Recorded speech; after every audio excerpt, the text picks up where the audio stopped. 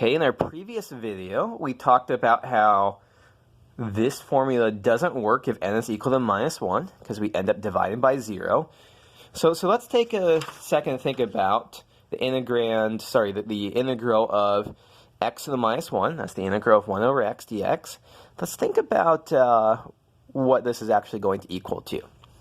So ask yourself, can you think of what function has derivative 1 over x? And so the answer is actually going to be, so the derivative of natural log of x is 1 over x. So the indefinite integral of 1 over x dx is natural log of x plus c.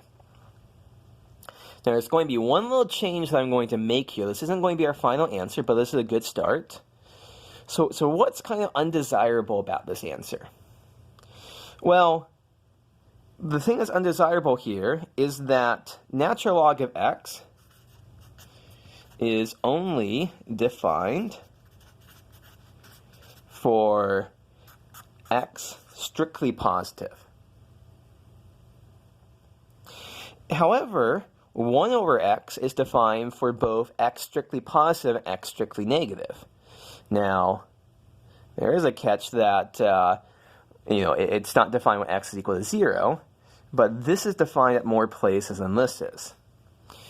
And so the thing that we'd like to realize is that if we slap absolute values on the whole thing, we actually get a formula that's true whether x is positive or x is negative. So let's think about this. So suppose we set big F of x equal to the natural log of absolute value of x. If x is positive, I'm going to break this up into two cases, if x is positive or if x is negative. If x is positive, well then, f of x is equal to natural log of x, because x is positive, so absolute value of x is just equal to x. So f prime of x is equal to 1 over x. And that's exactly what we want. Now the trickier case is if x is negative, f of x is equal to the natural log of minus x.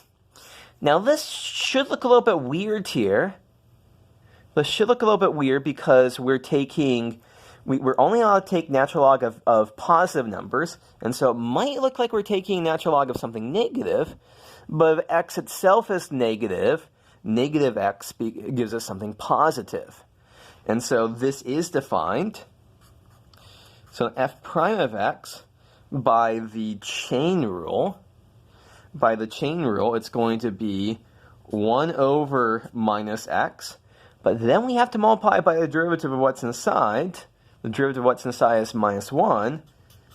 And sure enough, we get 1 over x again. So we see that our formula works if either x is positive or x is negative. So this formula up here is valid in both cases. To draw a little helpful picture here, so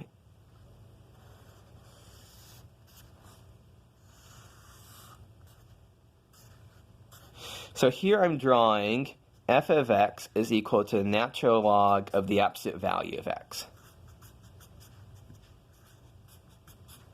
And the point here is that the slope of our tangent line here is 1 over x, and the slope of the tangent line over here is -1 over x. So our formula is going to hold no matter where we are. Okay, so that's how we integrate 1 over x.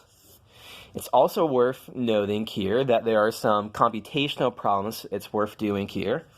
So for example, if I ask you to integrate what's 5x squared minus 6 over x cubed dx, well, we can manipulate the integrand to get 5x squared over x cubed is x to the -1 or we can just say that's 5 over x minus 6 times x to the minus 3.